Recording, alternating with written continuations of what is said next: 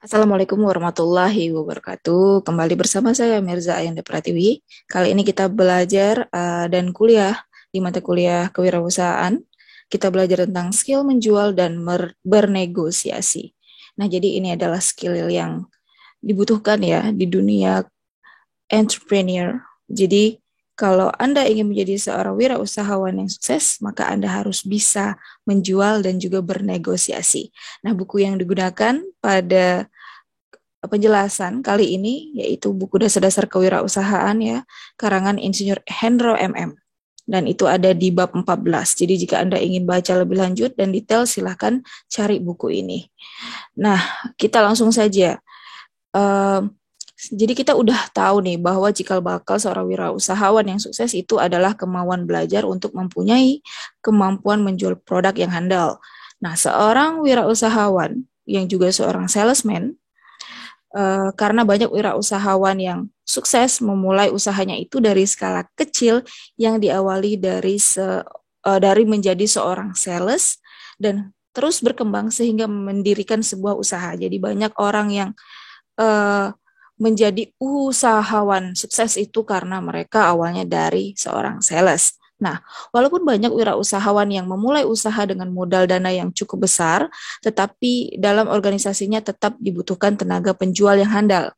Untuk itu, seni menjual atau selling skill layak dikatakan sebagai embrio dari kemampuan dan keterampilan kewirausahaan. Nah, namun mengapa banyak orang yang enggan memulai karirnya menjadi seorang penjual atau salesman, atau bahkan justru sebaliknya, ia bangga menjadi seorang penjual ataupun salesman.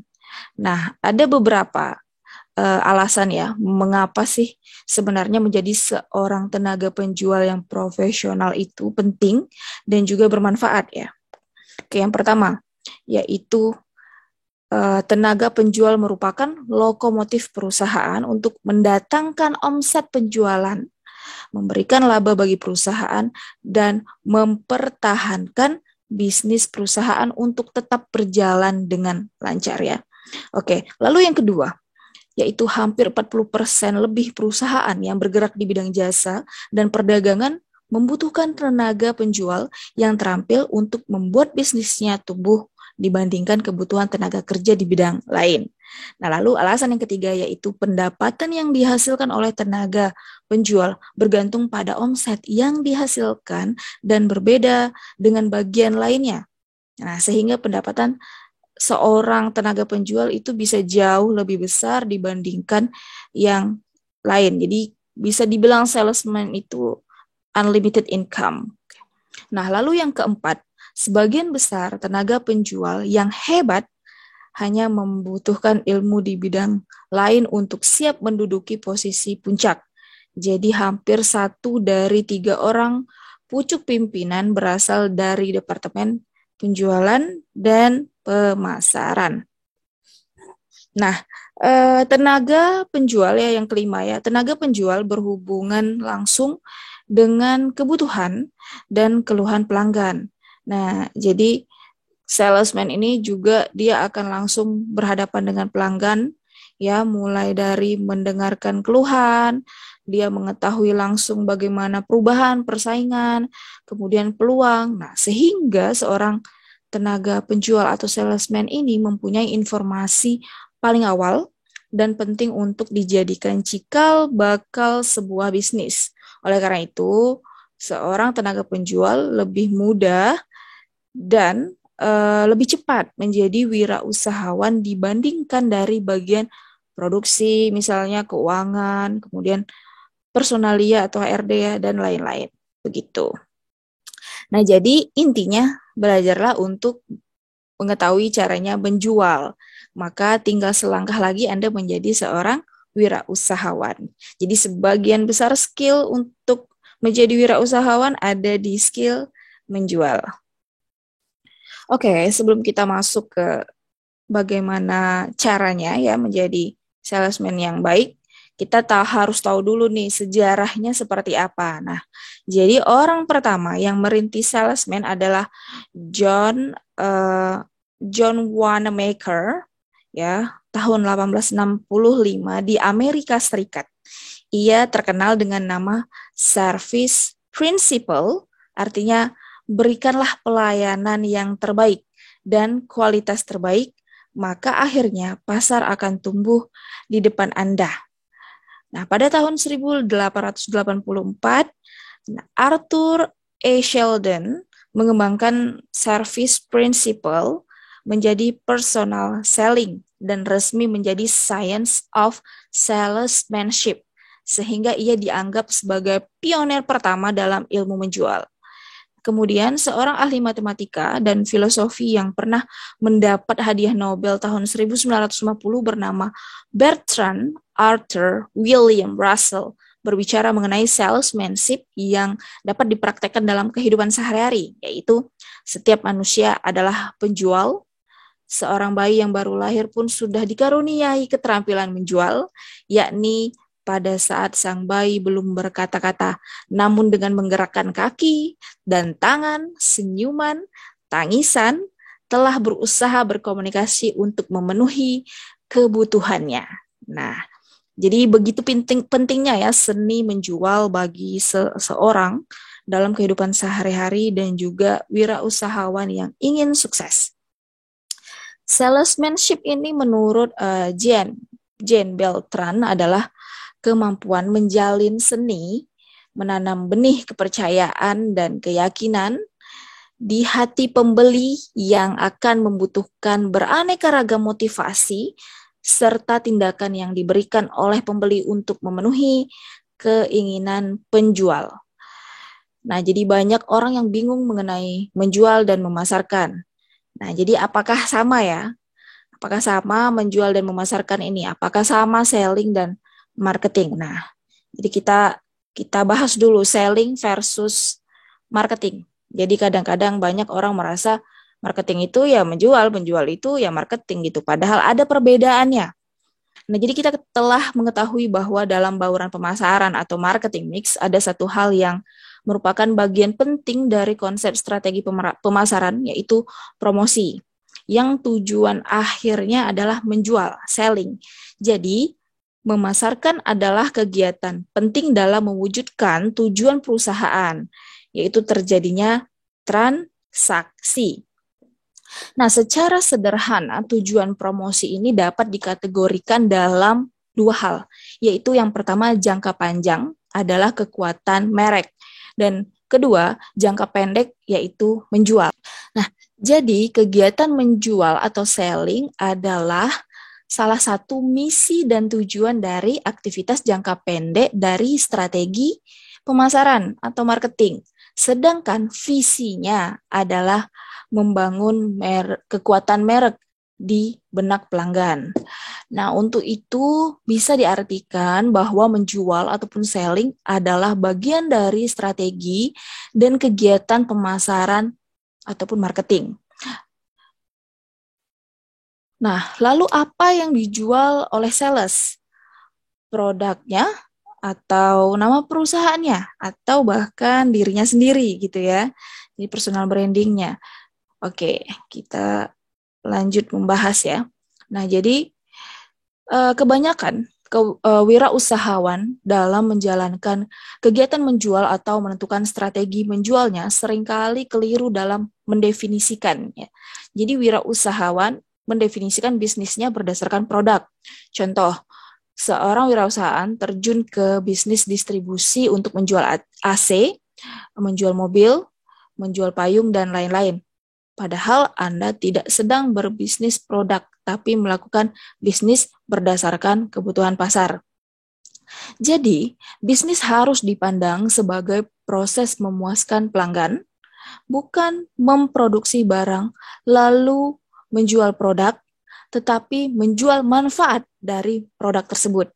Dan produk adalah sesuatu yang dipertukarkan dengan nilai yang dikorbankan oleh konsumen. Nah, lalu apa yang sebenarnya Anda jual bila produk yang Anda tawarkan ke konsumen itu adalah mesin bor misalnya ya? Nah, apakah bisnisnya menjual? Mesin bornya bagaimana kalau cepat rusak? Lalu alatnya bagaimana? Kemudian hasil bornya seperti apa? Daya tahannya seperti apa?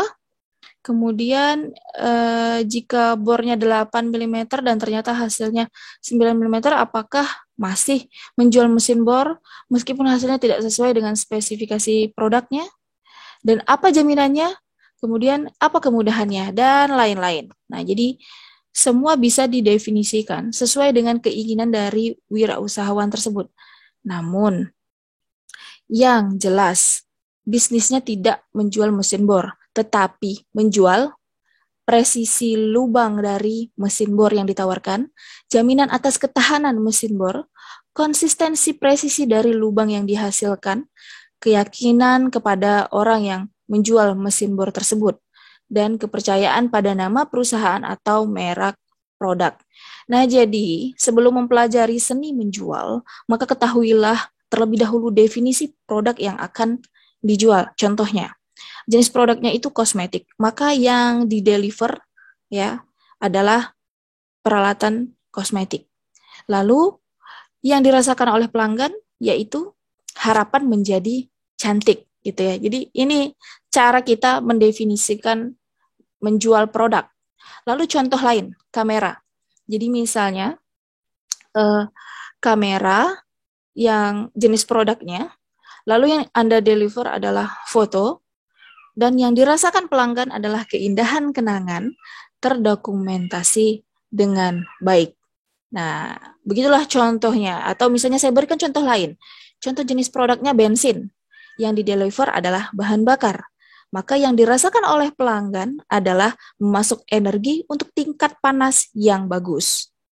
Nah, jadi perlu diperhatikan bahwa seorang wirausahawan itu menawarkan manfaat ataupun benefit, bukan apa yang dilihat dan disentuh oleh pelanggan atau yang disebut dengan ciri-ciri produk ya, atau produk feature. Nah, untuk itu, jualah manfaat produk dan bisnisnya, bukan menjual barang atau jasanya. Karena fisik produk adalah sesuatu yang di-deliver ke pelanggan dan manfaat adalah apa yang dirasakan pelanggan ya. Oke, nah tadi kita udah belajar tentang bagaimana sih kita mendefinisikan produk. Nah, jadi salesman itu menjual kualitas, bukan hanya menjual produk. Jadi bila seseorang wirausahaan mempunyai bisnis penjualan mobil, lalu, apakah hanya bisnis transportasi dan mobil saja yang akan dibeli konsumen? Nah, bagaimana dengan barangnya atau fisik kendaraannya, fungsinya, kemasannya, warnanya, manfaatnya, gengsinya, tenaga penjualnya, dan pelayanannya? Di hal-hal yang tadi saya sebutkan sebelumnya adalah apa yang sebenarnya dibeli oleh konsumen, ya. Eh, jadi itulah artinya sebuah kualitas atau quality dari suatu produk dan bisnis yang dijual, yang ditawarkan dan diberikan kepada pelanggan. Jadi bisa kita simpulkan bahwa kualitas dari sebuah produk dan bisnis itu adalah apa yang dirasakan pelanggan ya. Sampai dari awal dia melihat barang barang atau produk yang kita jual sampai terakhir sampai ia memiliki persepsi bahwa oh ini nih kualitas yang baik itu.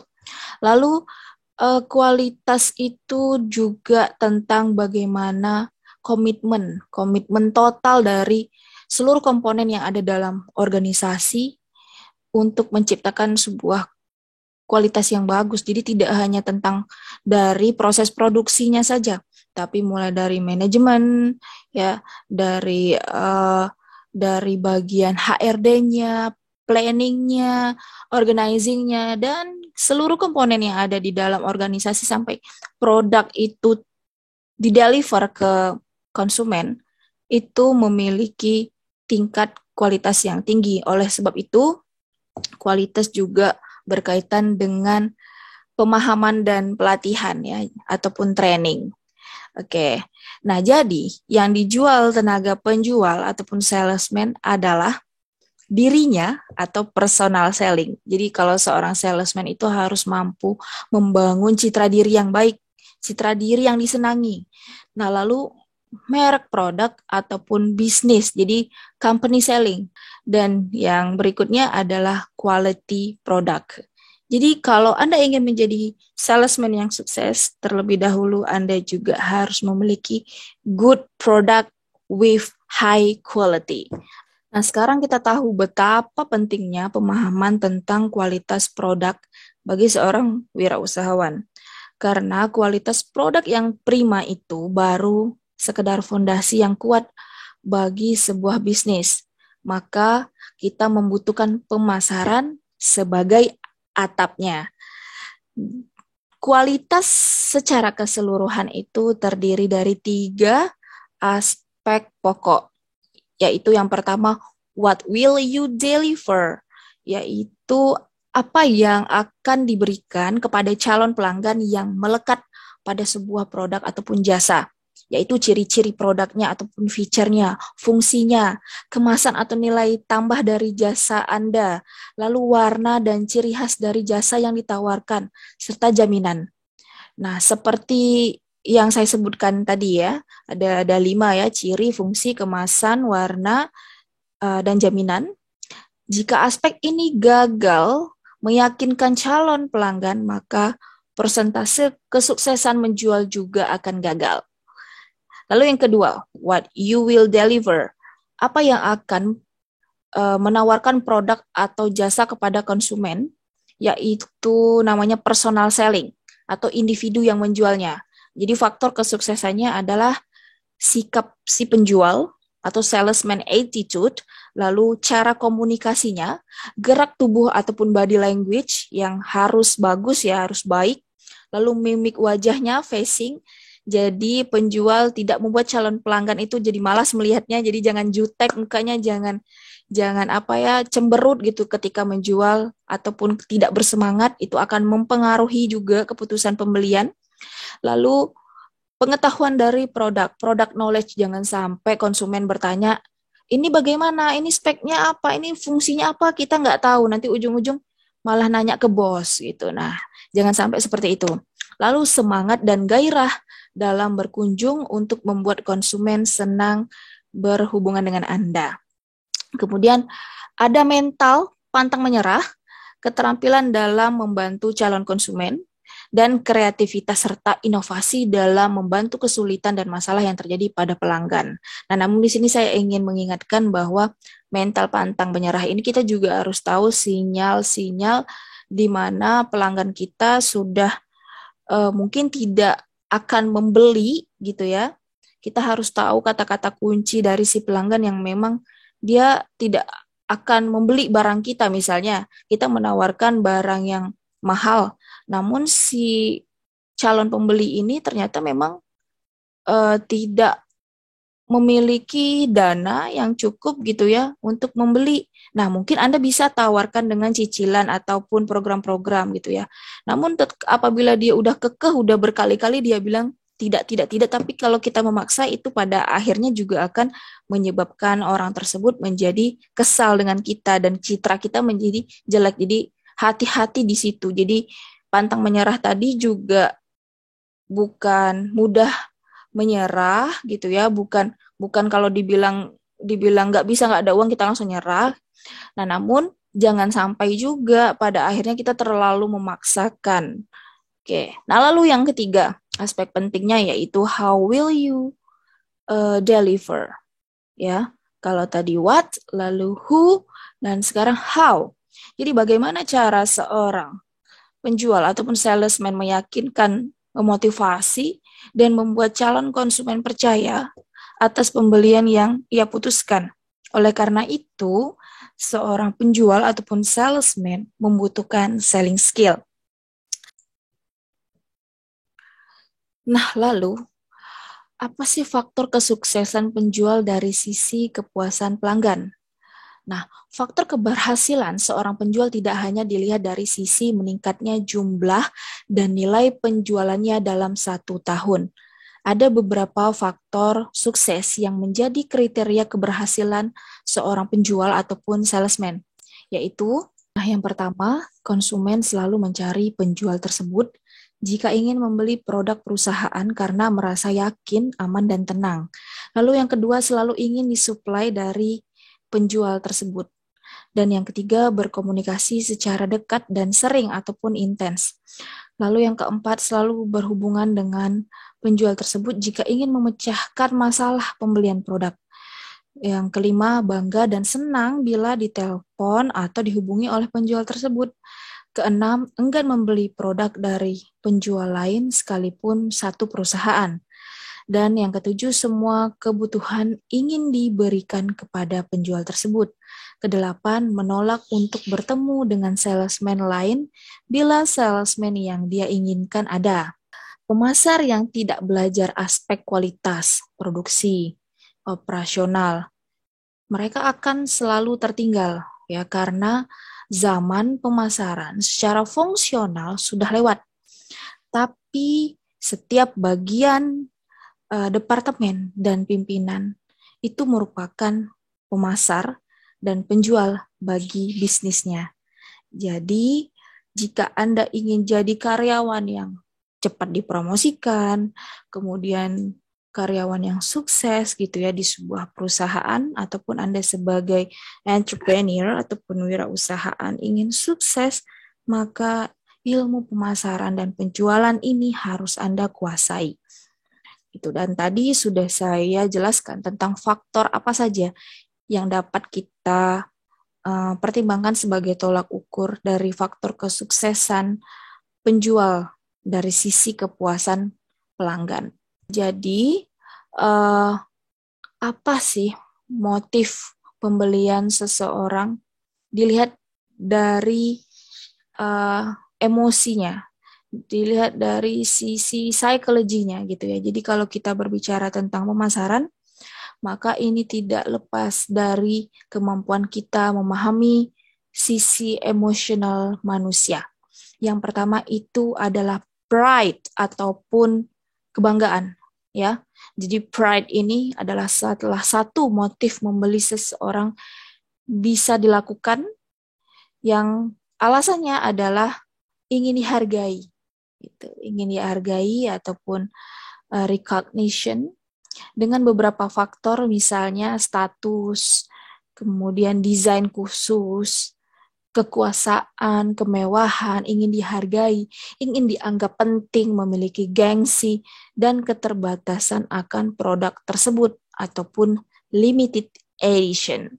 Oke, jadi ini salah satu contohnya, misalnya Anda mau beli iPhone, padahal harganya tidak sesuai dengan pendapatan Anda, tapi karena pride yang ingin Anda dapatkan, aku bisa beli iPhone, akhirnya Anda membeli iPhone merek terbaru tersebut. Nah, jadi dengan menjual harga yang cukup fantastis ya, iPhone juga banyak mendapat konsumen yang ternyata memiliki motif pembeliannya pride gitu. Walaupun sebenarnya Apple itu juga memiliki kualitas yang bagus ya gitu. Cuman kadang-kadang yang menggunakannya membeli tidak sesuai dengan kebutuhan dan tidak sesuai dengan kapasitas income mereka.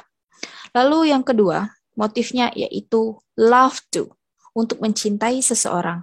Jadi motif ini digunakan untuk membeli produk dengan tujuan akan dihadiahkan kepada orang yang dicintai, seperti anak, istri, pacar, ya, cucu, bahkan kepada teman ataupun kolega bisnis. Lalu yang ketiga, ingin lebih dikenal dari sebelumnya atau recognition. Alasan atau motivasi ini muncul karena ingin dikenal, ingin lebih populer, dan lebih percaya diri dari sebelumnya. Dan keempat adalah comfort, kenyamanan.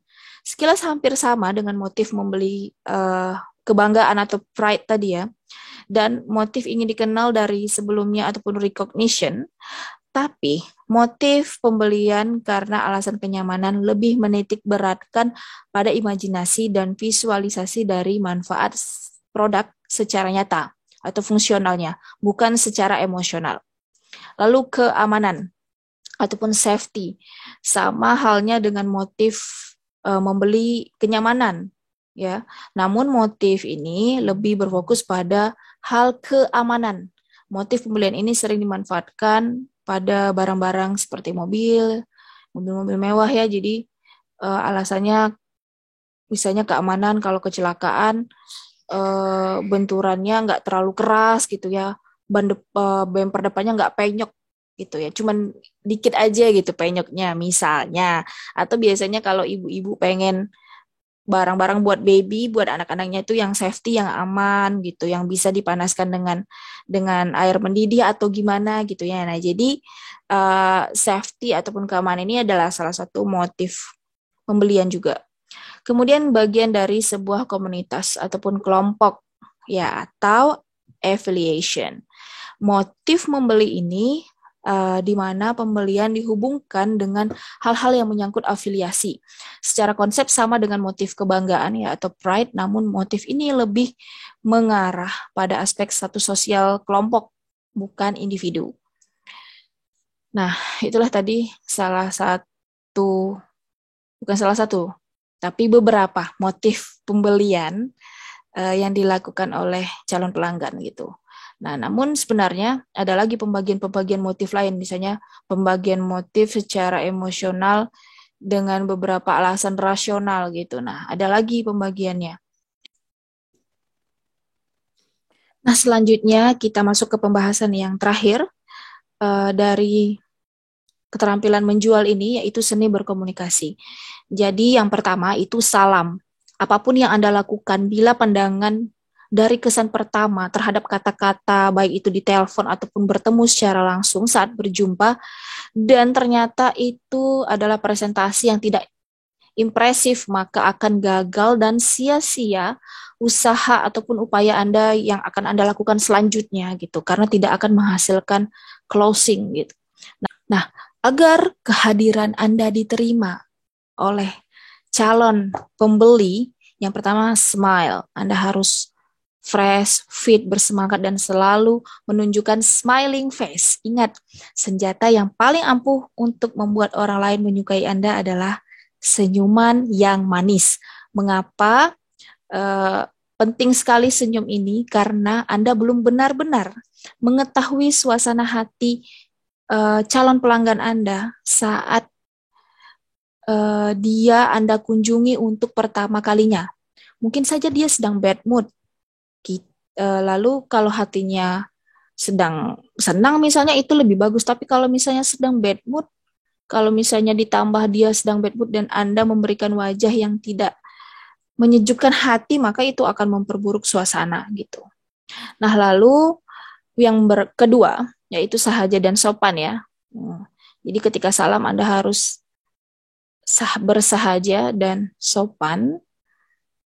Jadi buatlah diri kita itu menjadi orang yang sopan dan bersahaja, karena prospek ataupun calon pelanggan ini tidak senang akan wiraniaga yang sombong, angkuh dan tidak sopan. Ini adalah langkah yang harus Anda ciptakan dan kesan yang harus Anda lakukan untuk mendapatkan sambutannya hangat dan positif begitu. Lalu berikutnya, sebutlah namanya. Sebutlah namanya minimal 3 kali. Nama itu sama dengan harga diri. Jadi, bagi seseorang, nama juga brand. Yang membedakan kita dengan orang lain adalah nama. Sehingga sebutlah namanya 3 kali minimal ketika Anda mendengarkan dan membalas perkenalannya. Jadi, misalnya nih, perkenalkan nama saya Mirza.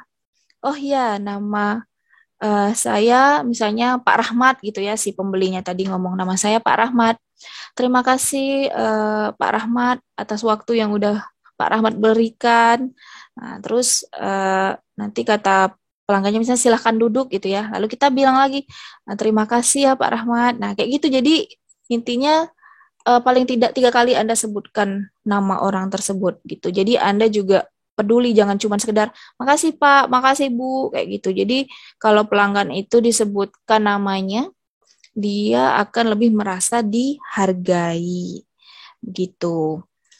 Kalau misalnya dia tidak tidak menjawab seperti yang tadi ya, misalnya Anda harus bertanya, maaf ya Pak, boleh saya tahu nama Bapak siapa? Begitu. Nah, lalu yang berikutnya, dari ini masih di salam ya, yaitu synchronize ataupun keselarasan. Selaras dengan apa yang calon pelanggan Anda punyai, lakukan, rasakan, dan inginkan akan mempermudah untuk masuk ke dalam lubuk hati calon pelanggan Anda.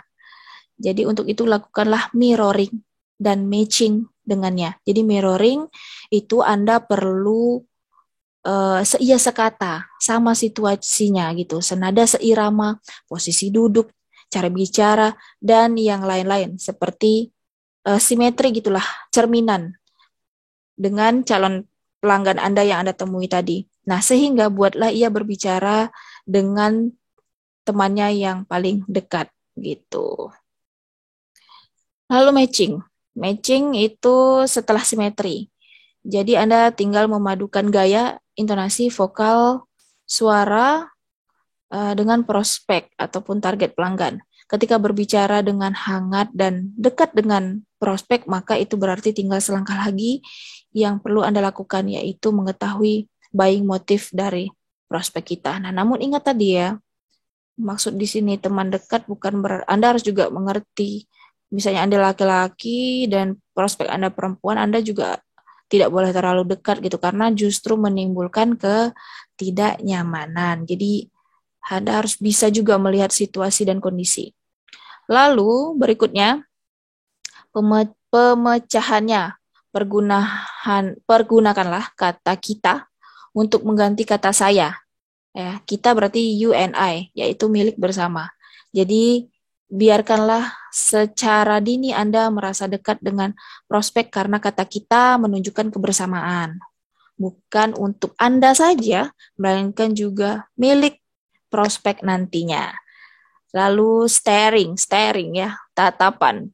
Jangan menatap dengan tajam yang akan nantinya menimbulkan kesan bengis, kejam, angkuh, dan hal-hal buruk lainnya.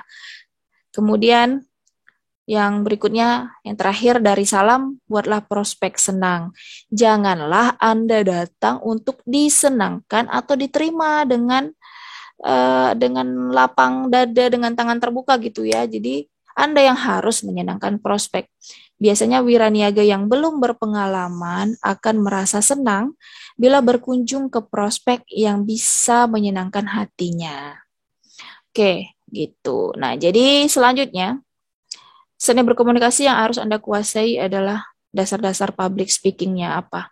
Ini tentunya ada ilmunya, tidak bisa disampaikan dalam satu waktu saja.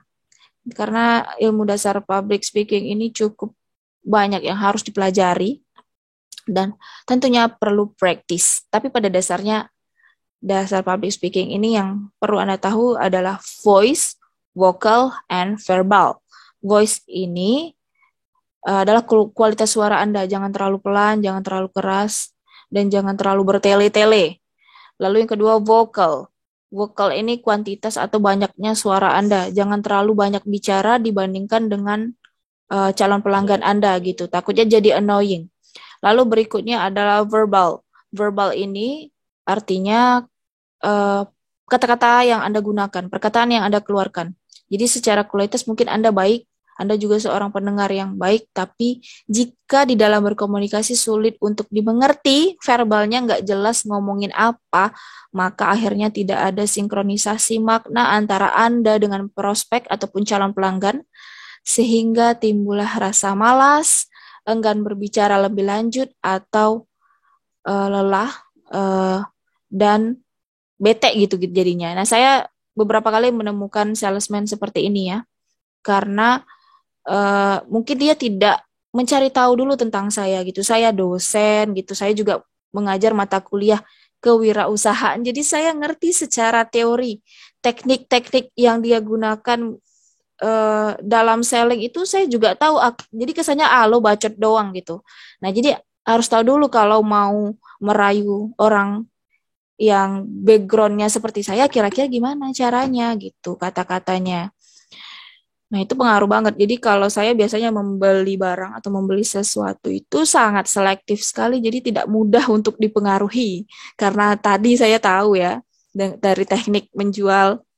Jadi selling skill yang benar-benar jago tuh saya jarang sekali saya temui. Lalu velocity.